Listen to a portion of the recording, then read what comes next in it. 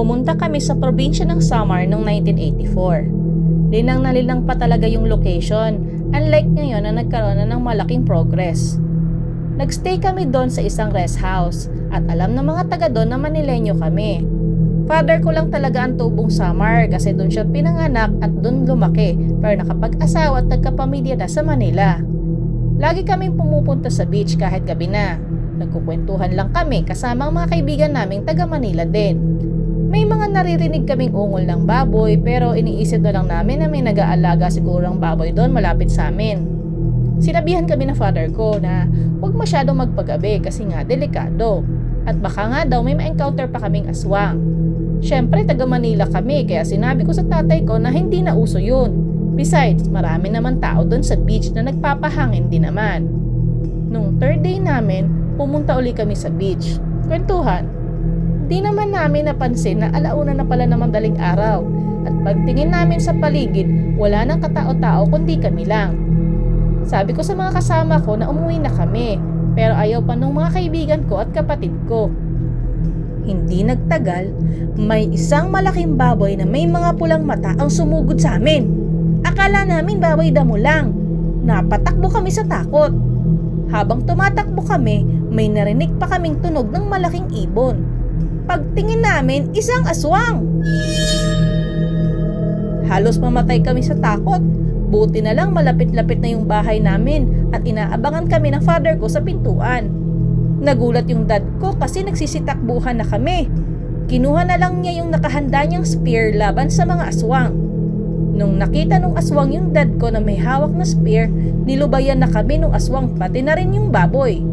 Nung nakaalis na yung mga aswang, pinagalitan kami ng dad ko kasi nga hindi kami nakinig sa kanya. Kinabukasan, nalaman namin na yung magkapatid na nakatira sa dulo ng baryo ay mga aswang pala. Pinuntahan sila ng barangay Tanod para nga makonfirm kung doon pa sila nakatira. Pero pagdating nila, wala na sila. Sabi ng matatanda, lumikas na yung magkapatid. Siguro pumunta sila ng ibang baryo o bundok.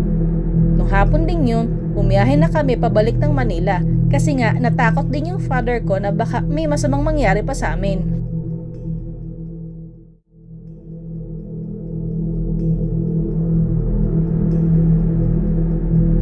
Kinuwento sa akin to ng mother ko. Nangyari daw ito noong 1980s. Siguro 5 to 6 years old pa lang ako noon.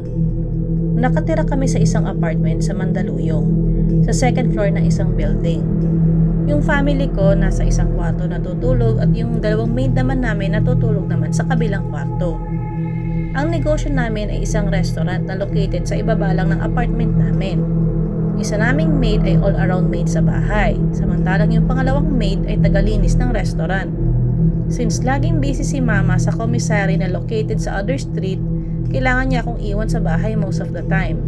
So nag-decide na siya mag-hire ng yaya para may magbantay sa akin. Nakakuha naman siya eventually ng yaya pero hindi ko lang alam how exactly.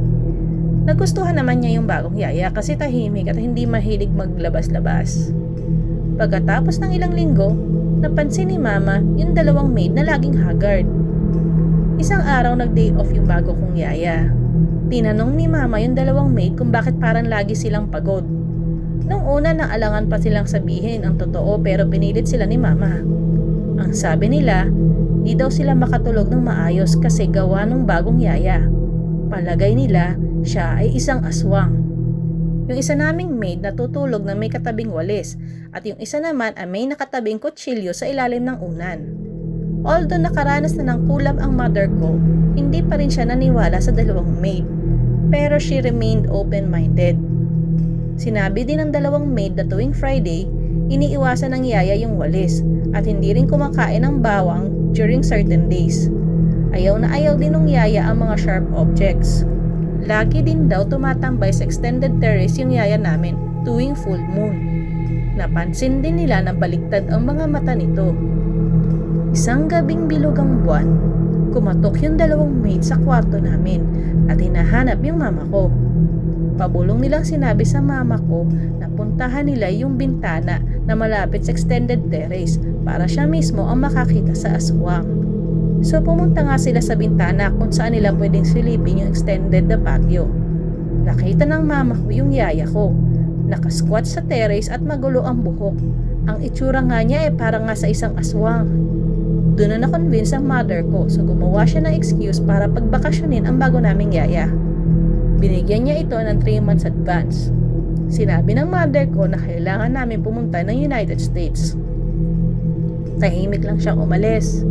After 3 months, bumalik siya. Pero sinabi ng mother ko na nakakuha na siya ng bagong yaya. So umalis na lang ulit siya at hindi na bumalik. Buti na lang, walang nangyaring masama after that.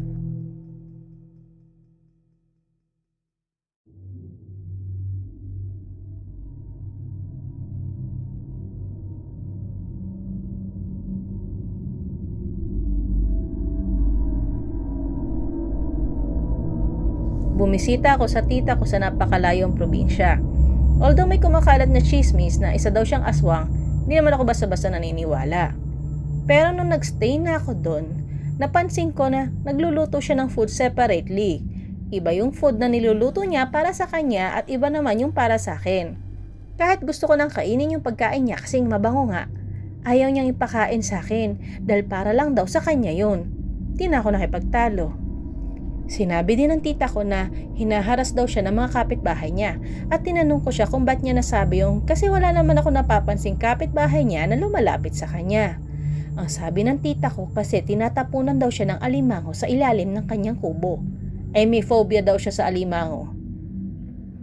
Nung pag-uwi ko sa amin galing sa tita ko, nalaman ko sa mother ko na ang mga aswang daw ay hindi naghahanap ng mabibiktima sa community nila, kundi sa ibang lugar.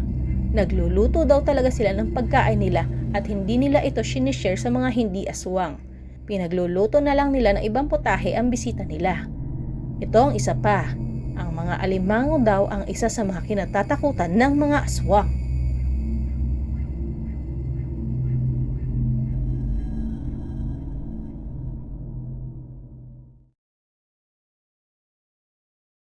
Shoutout po sa mga subscribers at mga nanonood. Vil99 Baking Tutorial, Ivy Stan, Felicious Vlog, Ang Manlalakbay, Iman Supremo Vlogs, Pulan. Nagpapasalamat din po ako sa Pinoy Exchange Forum sa pag-share po nila ng horror story sa atin. Credits din po kina Kim San 23, Kindly Ones, Crank. Kung gusto niyo pong magpadala ng mga nakakatakot na stories, either fiction po o kaya naman po ay based po sa totoo niyo pong experience, pwede niyo pong ipadala sa thstagaloghorrorstories@gmail.com. Maraming salamat po sa pakikinig!